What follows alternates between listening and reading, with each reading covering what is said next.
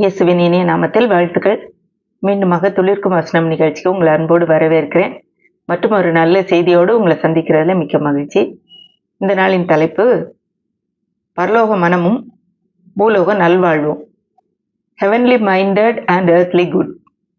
அதாவது கிறிஸ்தவர்களில் பலர் எல்லா நேரமும் பரலோகத்தை பற்றியே பேசிக்கிட்டு பரலோகத்தையே யோசித்துக்கிட்டு, ஆனால் அதே நேரத்தில் இந்த உலகத்திலே செய்ய வேண்டிய காரியங்களை சரியாக செய்யாமல் பூலோக வாழ்க்கையை சரியாக வாழாமல் போயிடுறோம். மற்றும் பல கிறிஸ்தவர்கள் எல்லா நேரமும் உலகத்தின் காரியங்களே நம்ம யோசிச்சுட்டு பரலோக காரியங்களையும் ஆண்டவருக்கு அடுத்த காரியங்களையும் நம்ம தள்ளிடுறோம். அதாவது தேவனுக்கு அடுத்த காரியங்களை தனியாகவும் உலகத்தின் காரியங்களை வாழ்வை தனியாகவும் நம்ம பிரித்து வாழும்போது தான் பிரச்சனையே வருது. ஊழியம் தனி, தேவனுக்கு அடுத்த காரியங்கள் தனி, என்னுடைய வாழ்க்கை தனின்னு பிரிச்சுட்டு வாழும்போது தனிப்பட்ட வாழ்வில் எந்த ஒரு கட்டுப்பாடும் இல்லாமல், ஒரு ஒழுக்கம் இல்லாமல், குடும்பத்தை கவனிக்காம ஆண்டவருடைய நாமம் தூஷிக்கப்படுறதுக்கு எதுவாக நம்ம பல நேரத்தில் வாழ்கிறோம். அதாவது வேதத்தில் ஏனோக்கு நோவா 2 பேரும் தேவனோடு சஞ்சரித்தார்கள்னு நம்ம வாசிக்கிறோம். சஞ்சரிக்கிறதுனா அவரோடு வாழ்றது. அதில் ஏனோக்கு தேவனோடே சஞ்சரித்துட்டு அப்படியே அவர்கிட்ட போயிட்டான். அவனுக்கு இந்த உலகத்தில் வாழ்வதை காட்டிலும் பரலோகத்தில் வாழ்வது தான், அவரோடு இணைந்து வாழ்வது அவ்வளோ மேன்மையாக தெரிந்ததுனாலே என்னவோ அவன் சீக்கிரமாக ஆண்டவர்கிட்ட போயிட்டான். அந்த காலத்தில் வாழ்ந்த பக்தர்களில் குறைவான வயதுடையவன், 365 வருஷம்தான். மற்றவங்களாம் அதை விட ஜாஸ்தி வாழ்ந்தாங்க. ஆனால் நோவா பார்த்தீங்கன்னா, நோவாவும் தேவனோட சஞ்சரித்தான். ஆனால் அவன் இவ்வுலக வாழ்விலும் வெற்றி உள்ளவனா வாழ்ந்தான். தன்னுடைய குடும்பத்தை காப்பாற்றுவதற்கு ஒரு பேழையை உண்டு பண்ணான். தன்னுடைய குடும்பத்தை மட்டுமல்ல, ஆண்டவரின் படைப்பாகிய இந்த உலகத்தின் உயிர் வாழ்ற ஜீவன்கள் எல்லாவற்றையும் பாதுகாப்பதற்காக ஒரு பெரிய ஒரு ப்ராஜெக்டை இவனை நம்பி ஆண்டவர் கொடுக்க முடிஞ்சது. ஆண்டவர் இந்த 2வது நபர் மாதிரி ஆட்களை எதிர்பார்க்கிறாருன்றத இன்றைக்கு நான் உங்கள்கிட்ட செய்தியை சொல்ல விரும்புகிறேன். ஆண்டவரோடு தொடர்புள்ளவர்களாய் வாழ்வது மட்டுமல்ல, தேவனுக்கு அடுத்த காரியங்களிலே ஈடுபடுவது மாத்திரம் இல்ல, அதை கேட்டு அவரோடு அந்த தொடர்பை இவ்வுலகத்திலே நாம் அதை செயல்படுத்தி ஆண்டவருக்கு ஒரு மகிமையை கொண்டு வந்து இவ்வுலக வாழ்க்கையை வெற்றியாய் வாழ்வதுதான் ஆண்டவருக்கு பிரியம் நான் நினைக்கிறேன். ஆண்டவர் அதைத்தான் எதிர்பார்க்கிறாரு. ஏன்னா இயேசுவானவர் கூட சொன்னாரு, யோவான் 17ஆம் அதிகாரத்துல அவர் ஜெபிக்கும் போது, பிதாவே இவர்களை உலகத்திலிருந்து நீர் எடுத்துக்கொள்ளும்படி வேண்டிக் கொள்ளாமல் தீமை நின்று காக்கும்படி வேண்டிக் கொள்கிறேன்னு சொல்றாரு. அப்போ நம்ம இந்த உலகத்தை விட்டு பரலோகத்துக்கு போவது நல்லதுதான், ஆண்டவரோடு இணைந்து வாழ்வது நல்லதுதான். ஆனால் இந்த உலகத்திலே வாழ்ந்து அவருக்கு சாட்சியாக இந்த உலகத்தின் காரியங்களை வெற்றியா வாழ்வது ரொம்ப நல்லதுன்னு நான் நினைக்கிறேன். வசனம் கூட இப்படி ஒண்ணு சொல்லுது, கொலோசியர் 3ஆம் அதிகாரம் 24ஆம் வசனம், எதை செய்தாலும் அதை மனுஷர்களுக்கு என்று செய்யாமல் கர்த்தருக்கு என்று மனப்பூர்வமாய் செய்யுங்கள் என்று சொல்லுது. அதாவது எதை செஞ்சாலும் வெறும் ஊழியம் செய்யறது, வேதம் வாசிக்கிறது, ஜெபிக்கிறது மட்டுமல்ல, அனுதின வாழ்க்கை ஒவ்வொரு நிமிடமும் தேவனோடு இணைந்து வாழும்போது வாழ்றதுதான் மனப்பூர்வமாய் அடுத்தவங்க செய்யற செயல்லே செய்யறது தான், தேவனுக்கென்று செய்யறது தான் ஆண்டவருக்கு பிரியம். அதாவது நம்ம மட்டும் இல்லை, நம்முடைய ஆவிக்குரிய ஜீவியங்கள் மட்டும் கிடையாது, நம்முடைய முழு வாழ்வும், நம்முடைய குடும்பமும், நம்முடைய வேலை, நம்முடைய பணம், நம்முடைய அனுதின நம்முடைய செயல்பாடு அனைத்துமே தேவனுடைய ராஜ்யத்தையும் தேவனையும் பிரதிபலிக்குதுன்ற எண்ணத்தோடு நாம் வாழும்போது கண்டிப்பாக நாம் வெற்றியுள்ள வாழ்க்கை வாழ முடியும். இன்னைக்கு நம்ம ஒரு பழைய ஏற்பாட்டுல ஒரு நபரை குறித்து பார்க்க போறோம். அந்த நபர் இந்த உலக வாழ்க்கையில வாழ்ந்தாலும் எப்படி ஒரு ஆவிக்குரிய வாழ்க்கையில தேவனோடு தொடர்பு கொண்ட ஒரு வாழ்க்கையை வாழ்ந்து வெற்றியாய் வாழ்ந்தார்ன்றதான் இன்னைக்கு நம்ம பார்க்க போறோம். இது யாருன்னு பார்த்தீங்கன்னா யாக்கோபு. யாக்கோபுக்கு எப்பயுமே ஆவிக்குரிய ஆசீர்வாதங்கள் மேல ஒரு நாட்டம் இருந்தது. எப்படின்னு பார்த்தீங்கன்னா, உங்களுக்கு தெரியும், அவன் ஒரு நாள் உட்காந்து கூழ் காய்ச்சிட்டு இருக்கான். ஆதியாகமம் 25ஆம் அதிகாரத்துல அது வருது. அப்போ ஏசா வெளியே போய் வேட்டையாடிட்டு ஒன்றும் கிடைக்கல. அவன் பசியோட வர்றான். இங்க பார்த்தா வீட்டுல கூழ் காய்ச்சிட்டு இருக்கான் யாக்கோபு. எனக்கு கொஞ்சம் உன்னோட கூழ்ல கொஞ்சம் கொடு அப்படின்னு கேட்டவுடனே இவன் சொல்றான், உன்னுடைய சேஷ்ட புத்திர பாகத்தை இன்று எனக்கு விற்று போடு. 25ஆம் அதிகாரம் 31ஆம் வசனம். சேஷ்ட புத்திர பாகம்ன்றது முதல் பிறந்த மகனுக்கு என்று கொடுக்கிற ஒரு ஆசீர்வாதம்.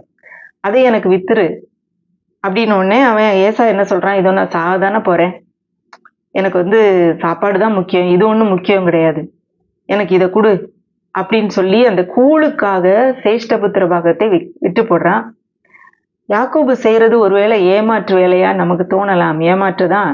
ஆனா கூட இதுல தேவன் கவனிக்கிற ஒரு காரியம் என்னன்னா, ஆவிக்குரிய ஆசீர்வாதங்கள் மேல் ஒரு வாஞ்சையும் ஒரு நாட்டமும் இருக்குது. இது எப்படியாவது நான் வாங்கிடணும். ஆசீர்வாதம்னா என்ன? சேஷ்ட புத்திர பாகம்னா என்னன்னு நினைக்கிறீங்க? முதற் பேரானவனுக்கு கொடுக்க வேண்டிய சில ஆசீர்வாதங்கள். அந்த ஆசீர்வாதம் எனக்கு வேணும்ன்ற அந்த ஒரு நாட்டம் எப்பவுமே இருக்குது. அதனால அவன் கேட்கிறான். ஆனா அடுத்தவனுக்கு அந்த நாட்டம் இல்ல. அதை குறித்து ஒரு விருப்பமோ வாஞ்சையோ இல்ல. அவனுக்கு இருந்ததெல்லாம் அந்த நேரம் வயிறு நனைஞ்சா போதும். இது இருந்தா என்ன, இல்லைன்னா என்ன? இதை வச்சு நான் என்ன செய்ய போறேன்? எனக்கு வயிற்றுக்கு இந்த நேரத்துல உதவி செய்யலையே. இன்னைக்கு பலர் இப்படிதான் இருக்கிறோம். இன்றைக்கு யாக்கோபுடைய வாழ்க்கையில தேவனோடு அவன் கொண்டிருந்த அந்த ஆவிக்குரிய காரியங்கள் மேல் கொண்டிருந்த நாட்டமும், தேவனோடு உள்ள உறவில கொண்டிருந்த ஒரு வாஞ்சையும் அவனை எப்படியெல்லாம் கொண்டு போனது என்று நம்ம பார்க்க போறோம். ஏசா வந்து அவனுடைய சேஷ்ட புத்திர பாகத்தை அலட்சியம் பண்ணிட்டான். அது ஃபர்ஸ்ட் பார்ன் ரைட்டு, முதல் பிறந்தவனுக்கு கொடுக்க வேண்டிய அந்த ஒரு உரிமைகளை எனக்கு வேண்டாம் அப்படின்னு வித்து போட்டுட்டான், வெறும் கூலிக்காக. அடுத்தது பாருங்க, ஆசீர்வாதம் சாபம் அப்படிங்கிற ஒரு ஆவிக்குரிய காரியங்கள் மேல அவன் வந்து மதிப்பு, மரியாதை, ஒரு பயம் வச்சிருந்தான், பக்தி, நம்பிக்கை. இது எப்படி பாக்குறோம்னா, ஆதியாகமம் 27ஆம் அதிகாரத்துல ஈசாக் சொல்றான் 4ஆம் வசனத்துல, ஏசாவை பார்த்து, நீ வந்து வெளியே போய் வேட்டையாடி சமைச்சு கொண்டு வா, நான் வந்து உன்னை ஆசீர்வதிக்க போறேன், ஏன்னா எனக்கு வயசாயிருச்சு அப்படின்னு சொல்லி சாக போறேன், சாகிறதுக்கு முன்னாடி உன்னுடைய சாப்பாடை சாப்பிட்டு உன்னை ஆசீர்வதிக்கிறேன்னு சொல்றான். இப்போ வந்து அதை கவனித்து கொண்டிருந்த ரெபேக்கா என்ன சொல்றா, யாக்கோப்ட கூப்பிட்டு, உங்க அப்பா அண்ணனை ஆசீர்வதிக்கிறேங்கிறாரு, நீ போய் ஒரு ஆட்டுக்குட்டியை எடுத்துட்டு வா, நான் வந்து அதை சமைச்சு உங்க அப்பாவுக்கு பிரியமான பதார்த்தங்களா சமைச்சு தருவேன், நீ போய் கொடுத்து அப்பாட்ட இருந்து ஆசீர்வாதத்தை வாங்கிரு, ஏன்னா அப்பாவுக்கு கண்ணு தெரியாது. இப்போ இவன் சொல்றான் பாருங்க, 27ஆம் அதிகாரம் 12ஆம் வசனத்துல, ஒருவேளை என் தகப்பன் என்னை தடவி பார்ப்பார், அப்பொழுது நான் அவருக்கு எத்தனாய் காணப்பட்டு என் மேல் ஆசீர்வாதத்தை அல்ல சாபத்தை வரப்பண்ணி கொள்வேனே நான். இப்போ ஒரு ஆசீர்வாதமும் சாபமும்ன்றத குறித்து ஒரு பெரிய மதிப்பு, மரியாதை, ஒரு அச்சம், அதை பற்றிய நம்பிக்கை அவனுக்கு இருந்துச்சு. ஐயோ, நான் வந்து இப்படி பண்ணும்போது எங்க அப்பா என்னை கண்டுபிடிச்சு என்னை சாபம் போட்டாருன்னா எனக்கு ஆசீர்வாதம் கிடைக்காம எனக்கு சாபம்லாம் வந்துடும். ஆசீர்வாதம்னா என்ன, சாபம்னா என்ன? ரெண்டுமே பேசப்படுகிற வார்த்தைகள். நம்ம ஆசீர்வாதம்னா என்னமோ வித்தியாசமா ஏதோ நினைக்கிறோம். பேசப்படுகிற வார்த்தைகளுக்கு அந்த காலத்துல அவ்வளோ ஒரு முக்கியத்துவம் கொடுத்துருக்குறாங்க. பெற்றோர் தங்களுடைய பிள்ளைகளுக்கு அந்த ஆசீர்வாதத்தை பேசுறாங்க. அந்த ஆசீர்வாதத்தை பெறுவதற்கு அவர்கள் அவ்வளோ ஒரு வாஞ்சியா எதிர்பார்த்தாங்க பெற்றோர், பிள்ளைங்க. அப்படிதான் இவன் வந்து, ஒருவேளை எங்க அப்பா என்னை வந்து சாபம் போட்டார்னா என்னுடைய வாழ்க்கையை சபிக்கப்பட்டுருமே. இப்போ அந்த ஆசீர்வாதம் சாபம் என்பதை குறித்த ஒரு மரியாதை அவனுக்கு இருந்தது, அதை பற்றி நம்பிக்கை அவனுக்கு இருந்தது. ஆனா அடுத்து ரெபேக்கா சொல்றா, அந்த சாபம் ஏன்ட்ட வரட்டும், நான் வந்து உன் அண்ணனை மாதிரியே உன்னைய வந்து, உனக்கு அவனுடைய ட்ரெஸ் போட்டு இந்த கையில எல்லாம் அவனுக்கு முடி நிறைய இருக்கும், உனக்கு வந்து ஆட்டு தோலெல்லாம் போத்தி உன்னை அனுப்புறேன், நீ போய் எப்படியாவது வாங்கிட்டு வந்துரு. இதே மாதிரி அவன் போறான். ஈசாக்கு வந்து தடவையெல்லாம் பார்த்து அவனை மோந்து பார்த்து, சத்தம் வந்து யாக்கோவின் சத்தம் மாதிரி இருக்குது, ஆனா கைகளோ ஏசாவின் கைகள்னு சொல்லிட்டு அவனை ஆசீர்வதிக்கிறான். அவன் ஆசீர்வாதத்தை பாருங்களேன். 27ஆம் அதிகாரம் ஆதியாகமம் 28ஆம் வசனம் 29ஆம் வசனத்தை வாசிக்கிறேன். தேவன் உனக்கு வானத்து பணியையும் பூமியின் கொழுமையும் கொடுத்து மிகுந்த தானியத்தையும் திராட்சை ரசத்தையும் தந்தருள்வாராக. ஜனங்கள் உன்னை சேவிக்கவும் ஜாதிகள் உன்னை வணங்கவும் கடவர்கள். உன் சகோதரருக்கு எஜமானாயிருப்பாய். உன் தாயின் பிள்ளைகள் உன்னை வணங்குவார்கள். உன்னை சபிக்கிறவர்கள் சபிக்கப்பட்டவர்களும் உன்னை ஆசீர்வதிக்கிறவர்கள் ஆசீர்வதிக்கப்பட்டவர்களுமாய் இருப்பார்கள் என்று சொல்லி அவனை ஆசீர்வதித்தான். வேற எதுவுமே அவன் செய்யல. அவனுக்கு வந்து ஒரு மூட்டை நிறைய பணமோ, ஒரு அந்த காலத்துல உள்ள ஏதாவது ஆட்டு மந்தையோ எதுவுமே அவனு கொடுக்கல. சொல்றான், தேவன் உனக்கு வானத்தின் பணியை தருவாரு, பூமியின் கொழுமையை நீ சாப்பிடுவ, தானியமும் திராட்சரசமும் எப்பொழுதும் நிறைவா இருக்கும், உன்னுடைய ஜனங்கள் வந்து உன்னை வணங்குவாங்க, நீ உன்னுடைய சகோதரருக்கு எஜமானா இருப்ப, உன் தாயின் பிள்ளைகள் உன்னை வணங்குவாங்க, நீ வந்து உன்னை ஆசீர்வதிக்கிறவங்க ஆசீர்வாதமா இருப்பாங்க, உன்னை சபிக்கிறவர்கள் சபிக்கப்பட்டவர்களா இருப்பார்கள். இதுதான் வந்து சொல்றான். இன்றைக்கு இதே போல தேவன் நமக்கு பல ஆசீர்வாதங்களை நமக்கு கொடுத்திருக்கிறார் வேதத்துல. அந்த ஆசீர்வாதங்களை நம்ம சீரியஸா எடுக்கிறோமா? அதை பற்றி ஒரு ஒரு கரிசனையும் ஒரு மரியாதையும் ஒரு நம்பிக்கையும் இருக்குதா? அன்னைக்கு அவன் இந்த ஒரு சொல்லப்பட்ட வார்த்தைகளின் மேல அவ்வளவு நம்பிக்கையை வச்சு ஏமாத்தி போயிட்டு வாங்கிட்டு வெளியே வந்த உடனே ஏசா வர்றான். இது வந்து உண்மையாய் ஒரு நம்பி ஒரு விசுவாசித்து சொல்லப்பட்ட வார்த்தைகள், ஈசாக்கினால் சொல்லப்பட்ட வார்த்தைகள், யாக்கோபுக்கு கொடுக்கப்பட்ட வார்த்தைகள், உண்மையாகவே அவன் வந்து உள்ளத்தில் ஆழத்திலிருந்து நம்பி விசுவாசித்து சொன்ன வார்த்தைகள். ஏன்னா அடுத்து பின்னாடியே ஏசா வர்றான். உடனே அவன் சொல்றான், ஏசா எனக்கு என்னைய ஆசீர்வதிங்க. அப்போ அவன் சொல்றான், யாரோ ஒருத்தன் உன் ஆசீர்வாதத்தை வாங்கிட்டு போயிட்டானே, அவன் தான் ஆசீர்வதிக்கப்பட்டவனா இருப்பான். அப்ப எனக்கு ஆசீர்வாதமே இல்லையா? இப்ப நம்ம நினைக்கலாம், அதே ஆசீர்வாதத்தை இவனுக்கும் சொல்லிடலாம்ல, இது என்னது வார்த்தை தானே. ஆனா அப்படி கிடையாது. அது சொல்லப்பட்ட வார்த்தை அவனுக்குரியது தான். அதை மாத்த முடியாது. இப்ப இதுல வந்து எவ்வளவு பெரிய ஒரு ஆவிக்குரிய உண்மை இருக்கு பாருங்களேன். ஆண்டவருடைய வார்த்தை இதே போலதான். அவர் சொன்ன அந்த மனம் மாற மாட்டாரு. ஆசீர்வதிக்கிறேன்னு சொன்னவரை ஆசீர்வதிச்சுதான் இருப்பாரு. அதுல எந்த மாற்றமும் கிடையாது. இது வந்து ஏசாவுக்கு வந்து அது பிறகு வேற சில விட்டு போன கொஞ்சம் ஆசீர்வாதத்தை தான் அவனால கொடுக்க முடிந்தது. ஈசாக்குனால இந்த ஆசீர்வாதத்தை கொடுக்கல. அப்போ இந்த ஆசீர்வாதம் உண்மையாவே யாக்கோபுக்கு சொந்தமானது என்பது உறுதியாயிடுச்சு. அது மட்டும் இல்லாம இந்த யாக்கோபு பாத்தீங்கன்னா, தேவனுக்கு அடுத்த சொப்பனங்கள், தரிசனங்களை காண்றது, அதை அவற்றை நம்புறது, அதெல்லாம் வந்து அவனுக்கு அப்படிப்பட்ட ஒரு கண்கள் அவனுக்கு இருந்துச்சு. ஸ்பிரிச்சுவலி சென்சிட்டிவா இருந்த ஆவிக்குரிய காரியங்களிலே ஒரு உணர்ச்சி உள்ளவனாக, உணர்வுள்ளவனாக இருந்திருக்கிறான். எப்படின்னு பாத்தீங்கன்னா, இதுக்கு அடுத்து அவனுடைய அவங்க அண்ணன் சொல்றான், எங்க அப்பா சீக்கிரத்துல செத்துருவாரு, செத்த பிறகு இந்த இவனை வந்து நான் வந்து கொன்னு போடுறேனா இல்லையா பாருன்னு பேசுறான். இந்த பேசுனது ரெபேக்காளுக்கு கேட்ட உடனே அவ வந்து இவனை இந்த ஊரை விட்டே நீ போயிரு, என்னுடைய அண்ணன் வீட்டுக்கு போய் அங்க போய் தங்கிக்கோ, இங்க என்னுடைய கோபம் தணியிற வரைக்கும் இங்கே இருக்க வேண்டாம்னு சொல்லி வீட்டை விட்டு ஈசாக்கும் ரெபேக்காலும் 2 பேருமே சேர்ந்து அனுப்பி விடுறாங்க. இப்போ அவன் வீட்டை விட்டு தனியா போகிற வழியிலே ஒரு இடத்துல இருட்டின பிறகு கல்லை எடுத்து தலைக்கு வச்சுட்டு படுத்து தூங்குறான். படுத்து தூங்குற இடத்துல ஆதியாமம் 28 அதிகாரம் 13 வசனத்துல தேவதூதர்கள் அங்க வந்து அவனுக்கு கனவுல தெரியுது. ஏறுகிறவர்களாக, அதாவது 28:12 வாசிக்கிறேன். அங்கே அவன் ஒரு சொப்பனம் கண்டான். இது ஒரு ஏணி பூமியில வைக்கப்பட்டிருந்தது, அது நுனி வானத்தை எட்டியிருந்தது. அதிலே தேவதூதர் ஏறுகிறவர்களும் இறங்குகிறவர்களுமா இருந்தார்கள். அதற்கு மேலாக கர்த்தர் நின்று, நான் உன் தகப்பனாகிய ஆபிரகாமின் தேவனும் ஈசாக்கின் தேவனுமாகிய கர்த்தர், நீ படுத்திருக்கிற பூமியை உனக்கும் உன் சந்ததிக்கும் தருவேன். உன் சந்ததி பூமியின் தூளை போல் இருக்கும். நீ மேற்கையும் கிழக்கையும் வடக்கையும் தெற்கையும் பரம்புவாய். உனக்குள்ளும் உன் சந்ததிக்குள்ளும் பூமியின் வம்சங்களெல்லாம் ஆசீர்வதிக்கப்படும். நான் உன்னோடு இருந்து நீ போகிற இடமெல்லாம் உன்னை காத்து இந்த தேசத்துக்கு உன்னை திரும்பி வரப்படுவேன். நான் உனக்கு சொன்னதை செய்யும் அளவும் உன்னை கைவிடுவதில்லை. அதுல தேவதூதர்கள் ஏறுறது இறங்குறது பாக்குறான். அதுக்கு மேல ஆண்டவர் நின்று பேசுற காரியத்தை கேட்கிறான், பாக்குறான், கேட்கிறான். ஆண்டவர் என்ன சொல்றாரு? அநேகமா அவர் சொன்ன வார்த்தைகளை நம்ம கவனிச்சு பார்த்தோன்னா, ஆபிரகாமுக்கு கொடுத்த அதே ஆசீர்வாதத்தின் ஒரு அதே பகுதி, அதே ஒரு மாடிஃபைட் வெர்ஷன் தான், அதே வெர்ஷன் தான் இங்க காணப்படுது. ஈசாக்குக்கும் இதே மாதிரி கொடுத்தாரு. இப்ப யாக்கோபுக்கும் அதே காரியம் வருது. இது கேட்டது மட்டுமல்லாம அதை அப்படியே நம்புறான். காலையில எழும்பினவனே 16ஆம் வசனத்துல, யாக்கோபு நித்திரை தெளிந்து விழித்த போது, மெய்யாகவே கர்த்தர் இந்த ஸ்தலத்தில் இருக்கிறார், நான் இதை அறியாதிருந்தேன் என்றான். அவன் பயந்து, இந்த ஸ்தலம் எவ்வளவு பயங்கரமா இருக்கிறது, இது தேவனுடைய வீடே இல்லாமல் வேற இல்ல, இது வானத்தின் வாசல் என்றான்.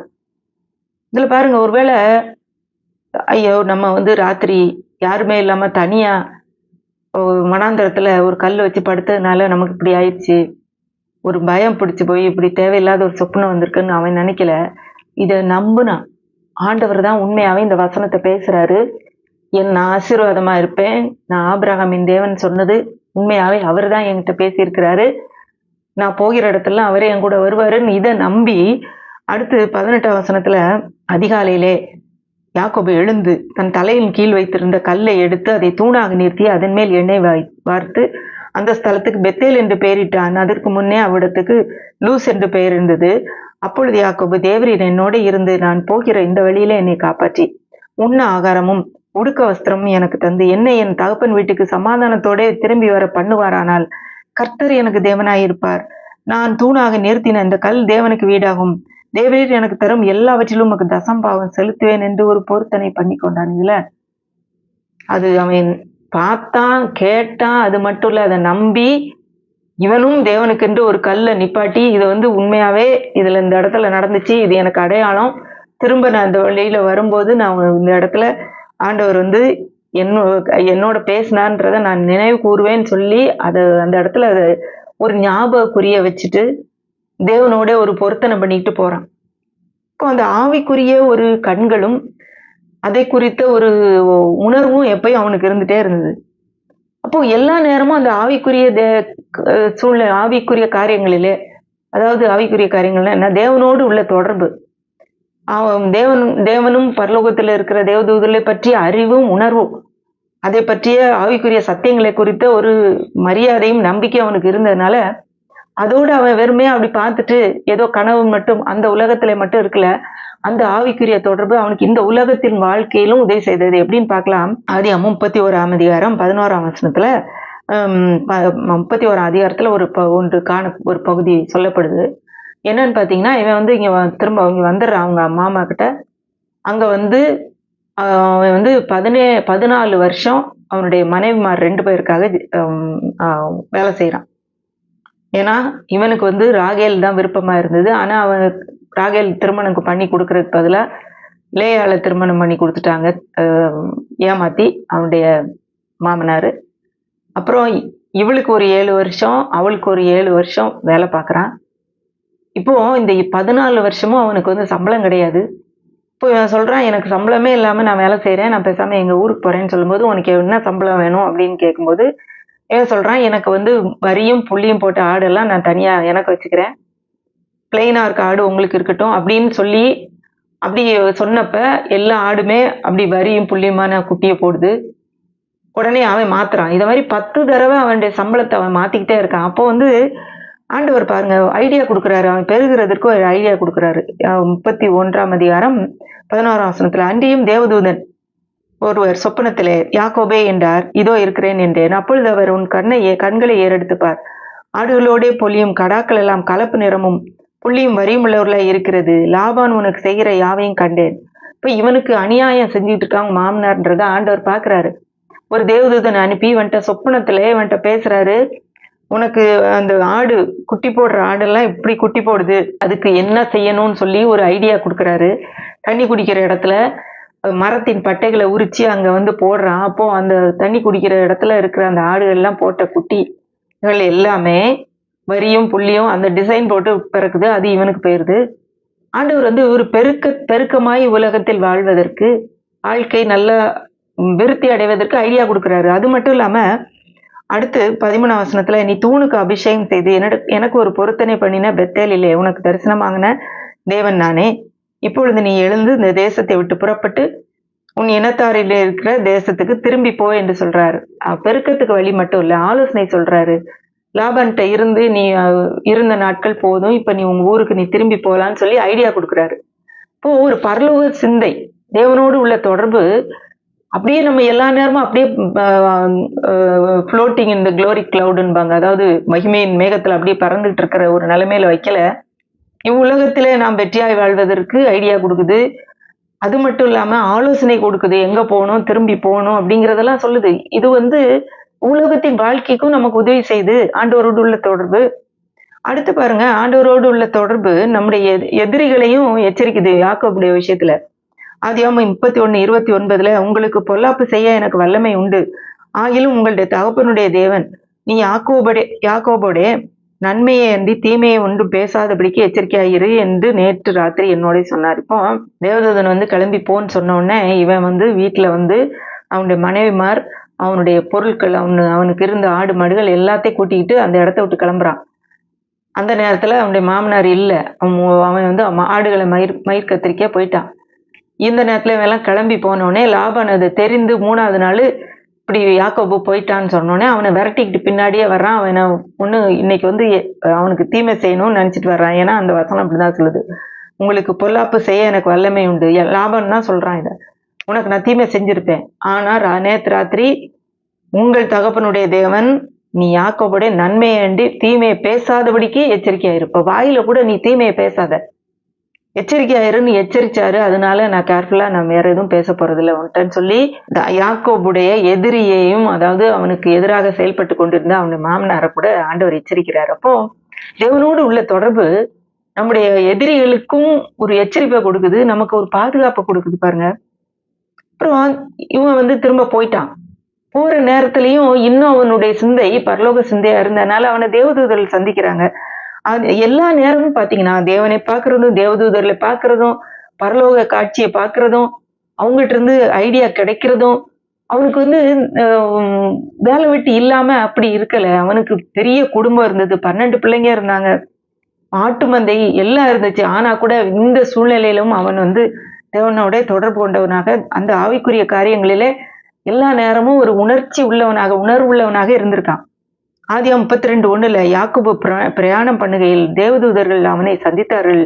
யாக்கோபு அவர்களை கண்டபோது இது தேவனுடைய சேனை என்று சொல்லி அந்த ஸ்தலத்துக்கு மக்னாயிம் என்று பெயரிட்டான். இப்போ அவன் அவ்வளவு பெரிய ஆளுன்னு சொல்லி தேவதூதர்களே வந்து அவனை சந்திக்கிறாங்க. ஆண்டவர் வந்து நம்மளோட தொடர்பு கொள்ள விரும்புறாரு, நம்மளோட கனெக்ட் பண்ண விரும்புறாரு, நம்மளோட பேசுறதுக்கு ஆட்களை அனுப்புறாரு.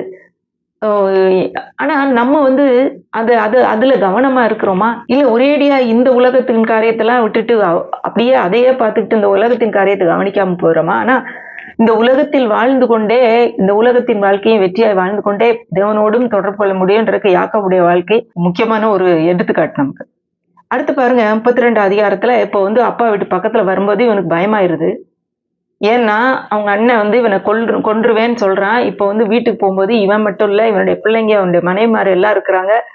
இவங்களெல்லாம் ஏதாவது பண்ணிடுவானோன்னு பயத்துல ஒரு ஆறு வருது இடையில, அந்த ஆத்துக்கு முன்னாடி எல்லாத்தையும் கடத்துறான். அதுக்கு முன்னாடி கொஞ்சம் பேர் அனுப்பி ஏசாட்ட நான் திரும்பி வரப்போறேன்னு சொல்றான். அது கேட்ட உடனே ஏசா வந்து கொஞ்சம் பேரோட இவனை பார்க்க வர்றான். அவங்க அண்ணன் வந்துகிட்டு இருக்காங்கன்னு கேட்ட உடனே இவனுக்கு ரொம்ப பயமாயிருது. உடனே அவங்க ஏசாவுக்கு கொடுப்பதற்காக வெகுமதிகள், ஆட்டு மந்தை மாட்டு மந்தையில நிறைய மந்தைகள் அவனுக்கு வந்து முன்னாடி அனுப்புறான். ஏன்னா அதை பார்த்து அவன் வந்து அதுல வந்து தன்னைய வந்து ஏற்றுக்கொள்வான். இன்னுமே அவனுக்கு பாத்தீங்கன்னா தன்னுடைய சொந்த முயற்சியில ஆரம்பத்துல இருந்து பார்த்தாலே அப்படிதான். அவன்கிட்ட ஏமாத்துனதும் தன்னுடைய சொந்த முயற்சி, கூலை கொடுத்து அது வாங்குறான். அது மாதிரி அவங்க அப்போ அவருடைய ஆசீர்வாதத்தை அண்ணனை மாதிரி வேஷம் போட்டு வாங்குறான். இப்படி பல தன்னுடைய சுய முயற்சினாலே நிறைய காரியங்களை பண்ணதுனால இதையும் சுய முயற்சினாலே ஏதாவது பண்ணலாம்னு நினைச்சு கொஞ்சம் பேர் அனுப்பிட்டு அதுக்கு முன்னாடி தனக்கு பிரியமில்லாத தன்னுடைய ரொம்ப முக்கியம் நினைக்காத தன்னுடைய பிள்ளைகளையும் மனைவிமார முன்னாடி அனுப்பிட்டு தனக்கு ரொம்ப பிரியமான ராகேலையும் யோசேப்பையும் கடைசியில வச்சுட்டு அவங்களெல்லாம் அனுப்பி இவன் வந்து அந்த ஆத்துக்கு இந்த பக்கம் தனியா இருக்கிறான். 32:24 யாக்கோபு பிந்தி தனித்திருந்தான். அப்பொழுது ஒரு புருஷன் பொழுது விடியும் அளவும் அவனுடனே போராடி அவனை மேற்கொள்ளாததை கண்டு அவனுடைய தொடைச்சந்தை தொட்டார். அதனால் அவனுடனே போராடுகையில் யாக்கோபின் தொடைச்சந்து சுளுக்கிட்டு அவர் நான் போகட்டும் பொழுது விடுகிறது என்றார். அதற்கு அவன் நீர் என்னை ஆசீர்வதித்தால் ஒழிய உம்மை போக விடேன் என்றார். அவர் உன் பேர் என்ன என்று கேட்டார். யாக்கோபு என்றான். அப்பொழுது அவர் இனி உன் பேர் யாக்கோபு எனப்படாமல் இஸ்ரவேல் எனப்படும், தேவனோடு மனிதனோடு போராடி மேற்கொண்டாயே என்றார். இப்போ இதுல ஒரு புருஷன் அப்படின்னு போட்டிருக்கு. இந்த உண்மையாவே இந்த புருஷன்றவர் யாருன்னு கேட்டீங்கன்னா பழைய ஏற்பாட்டிலே இயேசுவானவர் இந்த உலகத்துல வந்தது ஒரு இன்சிடென்ட் இது ஒண்ணு. ஏன்னா இதுல தேவதூதர் கிடையாது போடல. ஏன்னா இது புருஷன் அப்படின்னு போட்டிருக்கு. இயேசு கிறிஸ்து இந்த உலகத்துல அவருடைய ஒரு அப்பியரன்ஸ், அவர் தோன்றிய ஒரு நிகழ்ச்சி இது. இப்போ அவரோட போராடிக்கிட்டு இருக்கான். போராடி இவர் வந்து விட்டுரு நான் போகணும் விடிய போகுது, ராத்திரி நேரத்துல போராடுறாங்க. அப்போ வந்து என்னை விட்டுருன்னா நான் விட மாட்டேன், எனக்கு நீங்க ஆசீர்வாதத்தை கொடுத்தால் வழியே விட மாட்டேன். இப்போ அவனுடைய எண்ணம் எல்லாம் அந்த ஆசீர்வாதத்தின் மேலும் தேவனுடைய ஆசீர்வாதம் எனக்கு வேணும். அவர் வந்து சொல்ற வார்த்தை வந்து எனக்கு வேணும், அது வந்து நான் நம்புறேன், அது என்னுடைய வாழ்க்கையில நடக்கும்.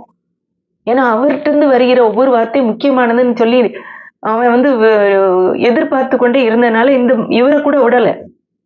தேவனா இருந்தாலும் விடல. அவன் சொல்றாரு என்ன பேருன்னு கேட்டா யாக்கோபுன்னு சொல்றான். உண்மையை சொல்றான். யாக்கோபுனா என்ன எத்தன் ஏமாத்துக்காரன், பிறக்கும் போதே அவனுடைய அண்ணனுடைய குதிங்கால பிடிச்சிட்டு வெளியே வந்தவன். இப்போ இன்னுமே அதே ஒரு நிலைமையில தான் இருக்கிறான். அப்போ அவர் வந்து சொல்றாரு நீ உன் பேர் இனிமே இஸ்ரவேல்னு மாத்துறாரு. தேவனோடும் மனுஷனோடும் போராடி மேற்கொண்டாய, மனுஷனோட போராடின உங்க அண்ணனோட போராடி எல்லாத்தையும் அப்பாவோட போராடி மேற்கொள்ற, இப்ப என்னோடையும் போராடி மேற்கொண்டாயேன்னு சொல்லி அவனை ஆசீர்வதிக்கிறாரு.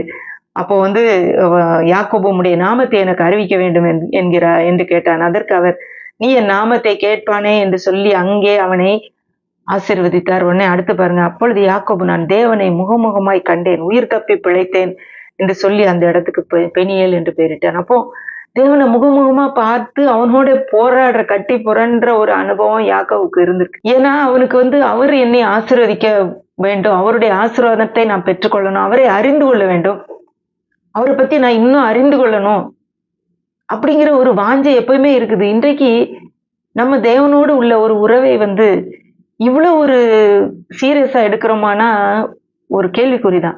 இது எனக்குமே ஒரு சவாலாக இருந்ததுனால தான் உங்கள்கிட்ட நான் பேசிட்டு இருக்கேன். ஏன்னா தேவனோடு உள்ள உறவு ஏனோதானா இந்த உறவாக நம்ம நினைச்சுக்கிறோம். காலையில ஜெபித்தா போதும், பைபிள் வாசித்தா போதும், காலையில எழுந்தவுடனே அதை ஃபர்ஸ்ட் இது கொடுத்துடணும், அது நம்ம சின்னதுல இருந்தே பழகிருக்கோம். ஆனா அதோட அவ்வளவுதான். அதே மாதிரி ஞாயிற்றுக்கிழமை காலையில சர்வீஸ்க்கு போகணும், போகலைன்னா அவ்வளவுதான் அப்படிங்கிற மாதிரி நினைக்கிறோம். அப்போ மீதி நாட்கள், வாரத்தின் 7 நாட்கள் 6 நாட்கள், அதே மாதிரி 24 மணி நேரம் இருக்குது, காலையில 1 மணி நேரம் கொடுத்தாச்சு, 8 மணி நேரம் தூங்கினாலும் மீதி நேரம்லாம். இப்போ எல்லா நேரமும் அந்த சிந்தையும் அந்த உணர்வும் அந்த வாஞ்சியும் அந்த ஆர்வமும் இருந்தாதான் தேவன் இருக்கிறது நல்லது, இருக்கிறது அவசியம். ஏன்னா உலகத்தின் வாழ்க்கையை வெற்றியாய் வாழ்வதற்கு அவருடைய ஆசீர்வாதம் நமக்கு தேவை. அதுக்குதான் இந்த வேதத்துல நிறைய வார்த்தைகள் கொடுத்திருக்காரு, வாக்குத்தத்தங்கள் கொடுத்திருக்கிறாரு. அதை நாம் சொந்தம் கொண்டாடி நாம் அந்த ஆசீர்வாதமான வார்த்தைகளை நமக்கென்று எடுத்து நம்முடைய வாழ்க்கையில அதை நாம் உரிமை கொண்டாடி அதை நம்ம அனுபவிக்கணும். அந்த நிகழ்ச்சிக்கு பிறகு பாத்தீங்கன்னா யாக்கோபு கடந்து வந்துடுறான். அப்புறம் நோண்டி நோண்டி நடக்கிறான். அவன் அண்ணன் ஏசா வர்றான். இப்போ என்ன நடக்குது, ஒரு நடக்காது என்று நினைத்த ஒரு காரியம் நடக்குது. அவங்க அண்ணன் இவன்கிட்ட கோபமா பேசுவான், இல்லைன்னா இவனை ஏதாவது பண்ணுவான்னு நினைச்ச இடத்துல பெரிய சமாதானம் நடக்குது. என்ன 33 அதிகாரம் 4ஆம் வசனத்துல, அப்பொழுது ஏசா எதிர்கொண்டு ஓடி அவனை தழுவி அவன் கழுத்தை கட்டி கொண்டு அவனை முத்தம் செய்தான், இருவரும் அழுதார்கள். அவன் ஓடி வர்றாங்க. யாக்கோபு தான் ஏமாத்தினவன் ஏசாவை. அவன்கிட்ட இருந்து ஏசாவை ஏமாத்தி சேஷ்டபுத்திர பாகத்தை வாங்கிட்டான், அவனுடைய ஆசீர்வாதத்தை ஏமாத்தி வாங்கிட்டான். இன்னைக்கு அதெல்லாம் அவன் மறந்துட்டான். இது ஆண்டவர் கொடுக்கிற ஒரு காரியம் நான் நினைக்கிறேன். ஏன்னா இவன் தான் தப்பு பண்ணவன். அப்ப அவனுக்குள்ள ஆண்டவர் ஃபாரா இருந்திருக்கணும். ஆனா அவனுடைய மனதை மாத்துறாரு. ஏன்னா இவன் எப்பவுமே தேவனோடு தன்னுடைய உறவை வைத்துக் கொண்டிருந்ததுனால இப்போ ஒரு மனம் மாற்றத்துக்குள்ள வந்திருக்கிறான். தன்னுடைய சொந்த இதெல்லாம் விட்டுட்டு உங்களுடைய ஆசீர்வாதம் வேணும்னு சொல்லி ஏற்கனவே திருட்டுத்தனமா வாங்காம இப்போ உண்மையாவே அவர்கிட்ட போராடி வாங்கியிருக்கான். இப்போ அந்த ஏசாக்கிட்ட சமாதானம் கிடைக்குது. ஏசா ஓடி கழுத்தை கட்டி கொண்டு அவனை 2 பேரும் அழுகுறாங்க. எவ்வளவு ஒரு இருதயத்தை தொடுற ஒரு நிகழ்ச்சி பாருங்களேன். அப்போ இவன் கொடுத்த வெகுமதியெல்லாம் வேணாம்ப்பா, நீயே வச்சுக்கோ, எனக்கு நிறைய இருக்குங்கிறான். இப்படிப்பட்ட ஒரு சமாதானம் கிடைக்குது. ஒரு வசனம் வருது, ஒருவனுடைய வழிகள் கர்த்தருக்கு பிரியமாயிருந்தால் அவனுடைய சத்துருக்களும் அவனுடைய சமாதானமாகும்படி செய்வார். ஒருவேளை தவறு செஞ்சிருக்கலாம் நம்ம யாருக்காவது, ஆனா அவர்களே சமாதானம் ஆகும்படி செய்யறாரு பாருங்க இந்த விஷயத்துல. அப்படிதான் ஆண்டவர் செய்யறாரு. ஏன்னா நம்முடைய இருதயம் அவருக்கு நேராக இருக்கும்போது சமாதானத்தை அவராகவே கொண்டு வர்றாருங்க.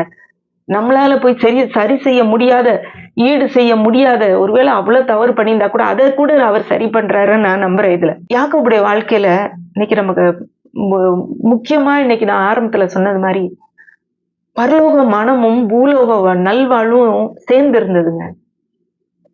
இன்றைக்கு பலர் பரலோக நல்வாழ்வே மட்டும் பார்த்துக்கிட்டு இந்த பூலோகத்துல நம்ம நல்லா வாழ முடியும்ன்றத விட்டுறோம். ஆனா ஆண்டவர் இந்த உலகத்திலே வாழ்ந்து சுகித்து அவருக்காக காரியங்களை செய்யணும், அவருக்காக நிறைய காரியங்களை சாதிக்கணும்னு அவர் விரும்புறாரு. அப்போ அதுக்கு அவர் உதவி செய்யறாரு, நம்முடைய பெருக்கத்துக்கு உதவி செய்யறார், நமக்கு ஆலோசனை கொடுக்கறதுக்கு ரெடியா இருக்கிறாரு, நமக்கு சமாதானம் கொடுக்கறதுக்கு எதிரிகளோட சமாதானம் ஆகும்படி செய்யறாரு, அவங்க நம்மளை தொடாம பாதுகாக்கிறாரு. இப்போ எத்தனை காரியங்களை நமக்காக செய்யறதுக்கு ரெடியா இருக்கிறாரு. நம்ம எல்லா நேரமும் பரலோக சிந்தையோடு மட்டும் இருப்பது மட்டும் போதாது, நம்முடைய வாழ்க்கை முழுவதுமே தேவனோடு இசைந்து இருப்பது அவசியம். அனுதினமும் ஒவ்வொரு மணி நேரமும் ஒவ்வொரு நிமிடமும் கூட அவரோடு இசைந்து வாழ்வது அவசியம் நான் நினைக்கிறேன். வாழும்போது நாம் இந்த பூலோகத்திலும் நல்வாழ்வு வாழ முடியும். நம் மூலமாக தேவன் பலரை இந்த பூலோகத்துல ஆசீர்வாதமாக, பலருக்கு நம்மை ஆசீர்வாதமாக மாற்ற முடியும். ஏன்னா இந்த உலகத்துல நம்ம ஆண்டவர் கொடுத்த ஆண்டவர் ஜெபிக்க சொன்ன ஒரு ஜெபம் எப்படி வருது? உம்முடைய சித்தம், மத்தேயு 6:10. உம்முடைய சித்தம் பரமண்டலத்திலே செய்யப்படுகிறது போல பூமியிலையும் செய்யப்படுவதாக. அப்போ பரமண்டலத்துல அவருடைய சித்தம் ஏற்கனவே செய்யப்படுதுங்க பரலோகத்துல. அதே சித்தம் இந்த பூலோகத்துல செய்யப்படுவதற்கு நம்மை பயன்படுத்த ஆண்டவர் விரும்புகிறார். அதுக்கு அவரோடு உள்ள தொடர்பு ரொம்ப அவசியம். அந்த தொடர்பு மூலமாக இந்த உலகத்திலே நம் நல்வாழ்வும் மிகவும் அவசியம். இந்த உலகத்துல அவருடைய சித்தம் செயல்படுவதற்கு நாம் ஒரு வாய்க்காலாக அமைவதும் அவசியம். இப்படிப்பட்ட பரலோக சிந்தையும் பூலோக நல்வாழ்வும் என்னை பார்த்து கொண்டிருக்கிற ஒவ்வொருவருக்கும் இருக்க வேண்டும் என்பதுதான் இந்த செய்தியின் நோக்கம். உங்களுக்கு அப்படிப்பட்ட ஒரு எண்ணமும் சிந்தையும் இந்த நாள்ல இருந்து ஆண்டவர் கொடுப்பாரு நான் நம்புறேன். ஆண்டவர் உங்களை ஆசீர்வதிப்பாராக. ஆமென்.